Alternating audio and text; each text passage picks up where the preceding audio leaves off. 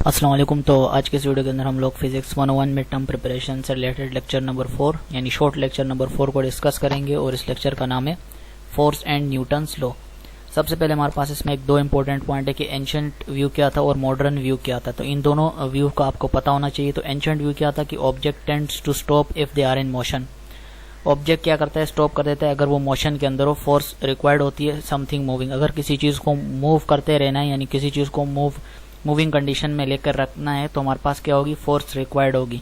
क्यों? क्योंकि एक नेचुरल थिंग है, कोई भी चीज हमारे पास मूव करती है तो कुछ टाइम बाद क्या हो जाएगी, वो ऑटोमेटिकली स्टॉप हो जाएगी। जैसे किसी बॉल को आपने धक्का दिया तो वो थोड़ा सा चलता रहेगा और कुछ टाइम बाद वो क्या हो जाएगा, स्टॉप हो जाएगा। उसके बाद अगर हमने दोबारा उसको चलाना है तो हमारे पास क्या होगी, फोर्स रिक्वायर्ड होगी। जैसे टायर को आपने घुमाया हाथ से तो वो आगे की तरफ जा रहा है, तो एक वक्त आ जाएगा वो क्या हो जाएगा, वो स्टॉप हो जाएगा या गिर जाएगा साइड पे, यानी उसकी वेलोसिटी क्या हो जाएगी, जीरो हो जाएगी, वो रेस्ट में आ जाएगा। तो ऐसी सूरत में हमें कोई ना कोई फोर्स चाहिए होगी उस चीज को मूव करते रहने के लिए। तो एंशिएंट व्यू के मुताबिक यहाँ पर ये बात की गई है कि ये क्या एक नेचुरल थिंग है और हमें इसके ऊपर बिलीव करते हैं कि भाई इन because we see object stop moving after some time, क्योंकि हम देखते हैं कोई भी चीज चलती है तो कुछ टाइम बाद क्या हो जाती है, वो ऑटोमेटिकली स्टॉप हो जाती है। तो फ्रिक्शनलेस मोशन क्या है, वो पॉसिबल है देखना रेदर इन स्पेशल सर्कमस्टेंसेस। नेक्स्ट क्या हमारे पास जो मॉडर्न व्यू है वो क्या बोलता है कि object tends to remain in their initial state. Object जो होता है वो हमेशा अपने इनिशियल स्टेट के अंदर होता है। फोर्स रिक्वायर्ड होती है ताकि हम उसके मोशन को चेंज कर सके, यानी ऑब्जेक्ट अपने इनिशियल स्टेट में जैसे था वैसे ही रहता है, बस हमें एक फोर्स चाहिए होती है जो उसके मोशन को चेंज कर देती है, उसकी स्टेट जो होती है वही होती है। Resistance to change in motion is called inertia, और वो रेजिस्टेंस जो कि मोशन को चेंज कर देती है उसको हम क्या बोलते हैं, उसको हम इनर्शिया बोलते हैं। और ज्यादा इनर्शिया का मतलब होता है कि हमें हार्डर होती है बॉडी को एसिलरेट करना या फिर डिसिलरेट करना। डिसिलरेट का मतलब होता है नेगेटिव एसिलरेशन और एसिलरेशन मतलब पॉजिटिव एसिलरेशन, दोनों सेम ही चीजें, पॉजिटिव नेगेटिव का फर्क होगा। ज्यादा इनर्शिया का मतलब क्या होगा, हमारे पास ज्यादा हार्डर होगा, यानी हमारे लिए मुश्किल होगा उस बॉडी को एसिलरेट कराना या फिर डिसिलरेट कराना। नेक्स्ट क्या है कि न्यूटन फर्स्ट लॉ। अब न्यूटन फर्स्ट लॉ हो गई, न्यूटन सेकंड लॉ हो गई, न्यूटन थर्ड लॉ हो गई। इस वीडियो के अंदर तो आपने सिर्फ और सिर्फ ऊपर ऊपर से इंपॉर्टेंट पॉइंट समझ लेने, एमसीक्यू के लिए इंपॉर्टेंट होंगे, जो शॉर्ट के लिए इंपॉर्टेंट होंगे। लेकिन न्यूटन की जो first law, second law, third law को आपने डिटेल के अंदर यूट्यूब के थ्रू जाकर सर्च करके देख लेना है, अपना कॉन्सेप्ट इनका क्लियर कर लेना है ताकि मसला ना बने आपके लिए। तो न्यूटन का जो फर्स्ट लॉ है वो क्या बोलते हैं कि an object will remain at rest और move with constant velocity unless acted upon by external force. तो न्यूटन का पहला लॉ क्या कहता है कि भाई कोई भी ऑब्जेक्ट हो तो वो हमारे पास रेस्ट में होगा या फिर किसी कांस्टेंट वेलोसिटी के साथ मूव करेगा। सही है, अगर कोई चीज कांस्टेंट मूव कर रही है तो वो उसी के साथ ही मूव करेगी अनटिल और अनलेस हम उसके ऊपर कोई अपनी एक्सटर्नल फोर्स ना लगा दे। जब तक वो चीज हमारे पास जो है उससे पहले हमारे पास क्या होगी, अपनी इनिशियल कंडीशन में चलती रहेगी।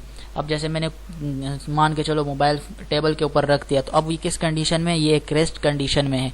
अब अगर मैं इसको दिखा दूं तो ये क्या होगा, मैंने इसके ऊपर एक फोर्स लगाई तो उसके बाद ही ये मूव करेगा, नीचे गिर जाएगा, आगे पीछे हो जाएगा। तो ये क्या है, जो भी चीज अपने इनिशियल कंडीशन में पड़ी हुई है तो वो उसको हम बोलेंगे कि भाई ये चीज क्या है, वो रेस्ट में है। या फिर कोई चीज कांस्टेंट वेलोसिटी के साथ मूव करे तो उसको हम क्या बोलेंगे कि भाई ये इसी के साथ ही मूव करेगी जब तक हम इसके ऊपर, यानी खुद ब खुद वो चेंज नहीं करती जाएगी अपनी वेलोसिटी को, जब तक हम कोई एक्सटर्नल फोर्स ना लगाएं तब तक वो अपने उसी कांस्टेंट स्पीड के साथ चलती रहेगी। तो ये थी न्यूटन की फर्स्ट लॉ। आगे क्या बोल रहे हैं, non accelerating reference frame is called an inertial frame. तो ये एज एमसीक्यू आपसे पूछा जा सकता है, जो नॉन एसिलरेटिंग रेफरेंस फ्रेम होता है उसको हम क्या बोलते हैं, तो उसको हम बोलते हैं इनर्शियल फ्रेम। तो न्यूटन जो फर्स्ट लॉ है वो सिर्फ और सिर्फ इनर्शियल फ्रेम के अंदर जो है वो आती है। और मोर फोर्स का मतलब होता है ज्यादा एसिलरेशन, यानी more force leads to more acceleration. तो आप बोल सकते हो कि A is directly proportional to F. अब एक नेक्स्ट इंपॉर्टेंट चीज है कि जितना ज्यादा मास होगा बॉडी का तो इतना ज्यादा मुश्किल होगा हमारे लिए उसके स्टेट ऑफ मोशन को चेंज करना। तो इसका मतलब ये हो कि जितना ज्यादा मास उतनी ज्यादा डिफिकल्टी होगी उसके मोशन को चेंज करना। ज्यादा मास मतलब इसको इन्होंने सिंपल वर्ड में इस तरह लिखा हुआ है, मोर मास मीन्स मोर इनर्शिया, या फिर दूसरे वर्ड में अगर कहे कि मोर मास लीड्स टू लेस एसिलरेशन, तो इसका मतलब हुआ कि ए डायरेक्टली प्रोपोर्शनल टू 1/m। जब हम दोनों को कंबाइन करेंगे तो हमारे पास क्या आ जाएगा, ए इज प्रोपोर्शनल टू f/m। और न्यूटन जो सेकंड लॉ यहाँ पर स्टार्ट हो चुकी है, तो ए इज इक्वल टू f/m, या फिर हम कह सकते हैं कि f is equal to ma। f is equal to ma कैसे आएगा, ये m डिवाइड में ऊपर a के साथ मल्टीप्लाई हो गया तो ma हो गया, तो f इक्वल टू ma इस तरह से भी लिख सकते हैं। अब F इजिकल टू M है, ये एक रिलेशन है कि तीन इंडिपेंडेंट क्वांटिटीज का। ये भी अगेन आपसे पूछा जा सकता है कि F इजिकल टू M है हमारे पास, ये एक रिलेशन है किन क्वांटिटीज के दरमियान, यानी इंडिपेंडेंट, डिपेंडेंट या कितनी क्वांटिटीज के दरमियान। तो आप बोलोगे 3 इंडिपेंडेंट क्वांटिटीज के दरमियान मास अलग, एक्सेलरेशन अलग, फोर्स अलग, ये तीनों अलग अलग इंडिपेंडेंट क्वांटिटीज है जिनके दरमियान रिलेशन है। नेक्स्ट है कि acceleration is measured from observing the rate of change of velocity. तो एक्सेलरेशन को हम कैसे मेजर कर सकते हैं? तो एक्सेलरेशन को मेजर कर सकते हैं अगर हम rate of change of velocity को जो है वो ऑब्जर्व करें तब। मास क्या है हमारे पास? तो mass is a measure of amount of matter in a body. इसको आपने एज इट इज याद रख लेना है। तो forces due to gravity, stretch spring हो गए, रिपेलियन टू लाइक चार्जेस, ये आपने इसके एग्जांपल्स पढ़ लेने हैं, आपको मजीद डिटेल्स में चीजें समझ आ जाएंगी। अब फोर्स का डायमेंशन आपसे पूछा गया कि फोर्स का डायमेंशन क्या होता है। तो फोर्स का फॉर्मूला क्या होता है? F is equal to ma। अब यही वो पैटर्न है जो मैं आपको ऑलरेडी बता चुका था कि अगर आपको इसके ऊपर वीडियो चाहिए डायमेंशन किस तरह से निकालनी है तो इसी तरह से ही निकालते हैं कि जो फोर्स का फॉर्मूला होगा वो क्या है? फोर्स का फॉर्मूला होता है ma। अब m क्या है? मास है और एक्सेलरेशन यहाँ पे लिख दिया उन्होंने।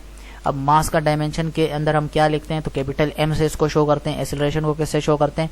तो एक्सेलरेशन के लिए अलग फॉर्मूला होता है कि LT-2। ये किस तरह से आया, ये पूरी की पूरी डिटेल होती है। अगर आपको उसको समझना है तो आप नीचे कमेंट्स के अंदर बता सकते हो, वीडियो आ जाएगी कि डायमेंशन किस तरह से निकालनी है।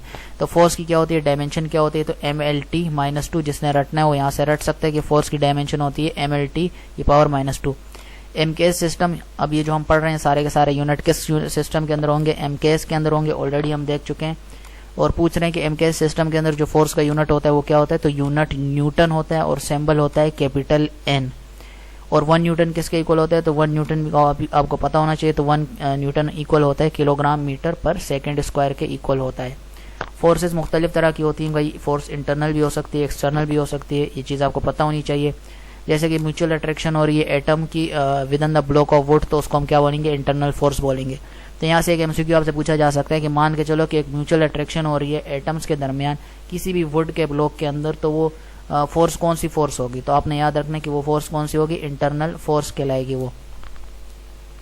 अब यहाँ पे इसके अंदर हमारे पास जो फॉर्मूला है F इजिकल टू M है, यहाँ पर जो F है वो किसको स्टैंड कर रहा है? तो F हमारे पास स्टैंड करता है टोटल एक्सटर्नल फोर्स हमारे पास जो बॉडी के ऊपर लग रही है। तो यहाँ पर F उस चीज को शो करवा रहा है। फोर्सेस हमारे पास वेक्टर होते हैं तो उनको हमने वेक्टोरली ऐड करना है। तो फोर्सेस को हम वेक्टोरली क्यों ऐड करते हैं? MCQ आपसे पूछा जा सकता है। तो फोर्सेस क्योंकि वेक्टर होते हैं इसीलिए हम उनको वेक्टोरली ऐड करते हैं। और वेक्टोरली का मतलब क्या होता है कि इस सिचुएशन में हम इसको इस तरह से ऐड करते हैं। This mean that the component in the x direction must be added separately, यानी जो x डायरेक्शन में उनको हमने सेपरेटली ऐड करना है, y डायरेक्शन में जो है उनको सेपरेटली ऐड करना है।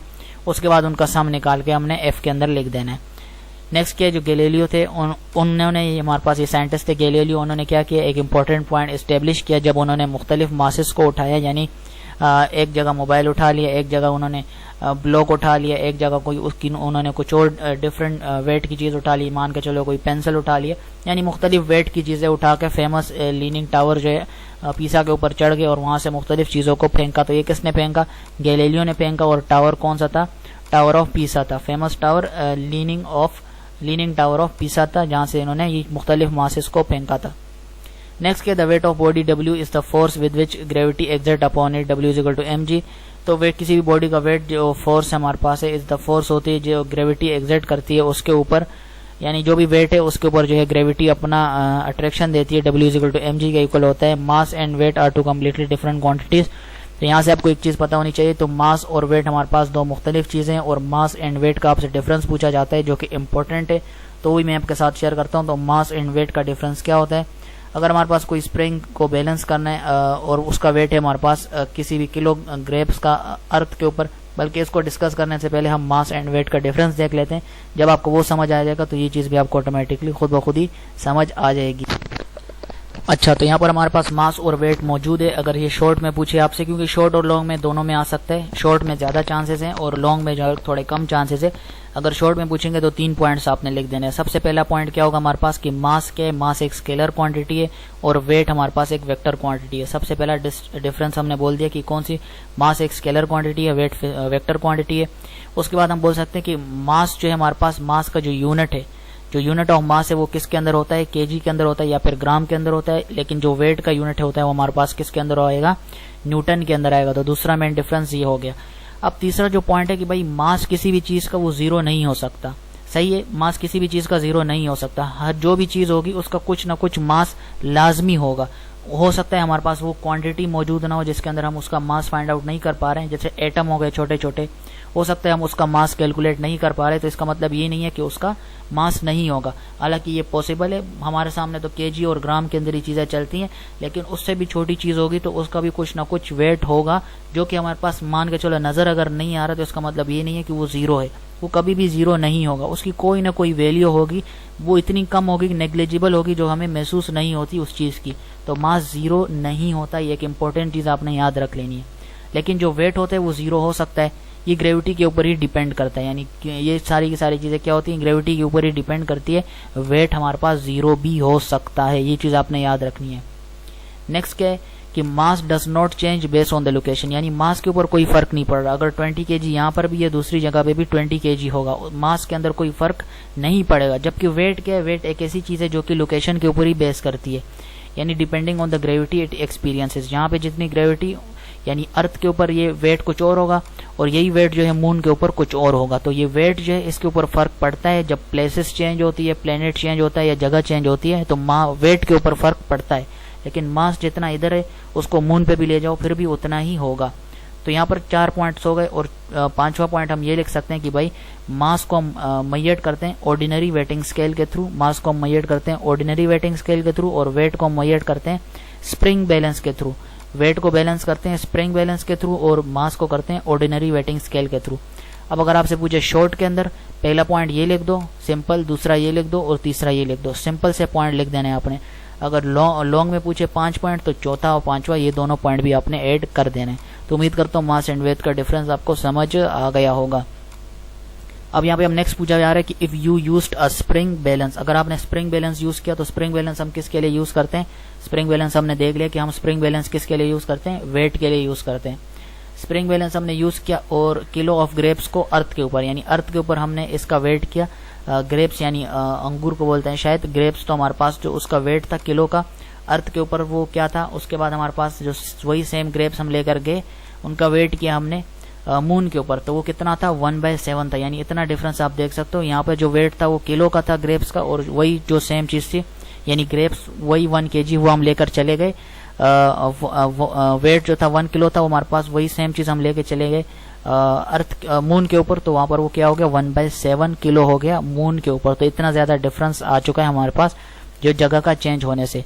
नेक्स्ट क्या है, न्यूटन की थर्ड लॉ क्या है? न्यूटन की थर्ड लॉ बोलती है कि भाई हर एक एक्शन का रिएक्शन होता है, और ऑपोजिट में होता है, वो बहुत मजा आता है।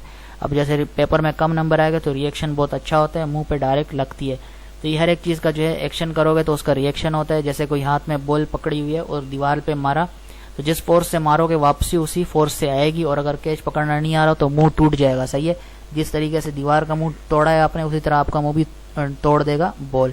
तो एक चीज आपने याद रखनी है कि हर एक एक्शन का क्या है, रिएक्शन है। अब जैसे हम एक्शन करते हैं, एक पांव आगे बढ़ाते हैं, तो दूसरा जो है हमारे पास जो एक्शन हम आगे कर रहे हैं, चलो ये एग्जांपल सेट नहीं बैठ रही, इसको छोड़ देते हैं। बॉल वाली एग्जांपल और चमाट वाली, ये दोनों आपने याद रखनी है। मोर प्रिसाइजली आगे क्या बोल रहे हैं कि FAB किसके इक्वल होगा, -FBA के इक्वल होगा। तो ये एक रिलेशन है, इसको आपने याद रखना है कि FAB किसके इक्वल होगा, नेगेटिव FBA के इक्वल होगा। अब जो FAB है हमारे पास वो फोर्स है जिसके साथ हम एग्जिट कर रहे हैं, बॉडी B/A के ऊपर कर रही है। अब यहाँ पे एक चीज आपने याद रखनी है कि ये हम कैसे याद रखेंगे कि BA का मतलब क्या हो गया, AB का मतलब क्या हो गया। तो इसमें आपने सिंपल सी चीज याद रखनी कि जब भी AB लिख दें, F के साथ यहाँ पे AB लिखा हुआ है, तो इसका मतलब आपने ये समझ लेना है कि जो फोर्स होगी वो किसके ऊपर होगी, जो B की होगी वो /A होगी। यानी जो बॉडी B है वो एग्जिट करेगी फोर्स किसके ऊपर, A के ऊपर।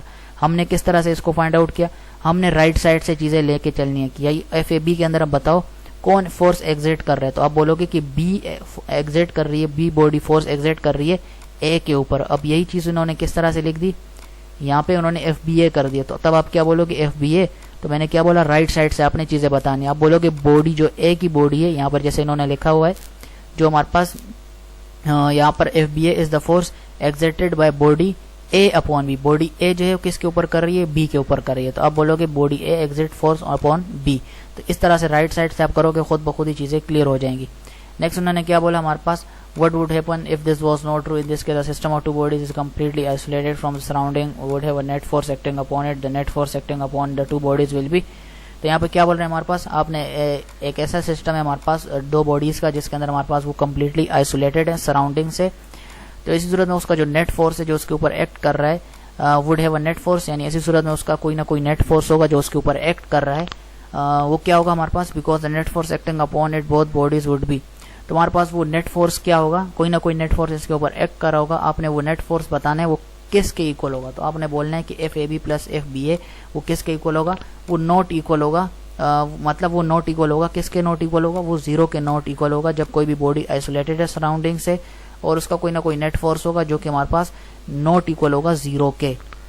जब हमारे पास यहाँ पर एक शॉर्ट क्वेश्चन आपसे पूछा जा सकता है कि अगर एक्शन और रिएक्शन हमेशा इक्वल होते हैं भाई, अब ये बताओ why does a body accelerate at all. तो इस सूरत में बॉडी एसिलरेट क्यों करती है जब एक्शन और रिएक्शन दोनों इक्वल होते हैं।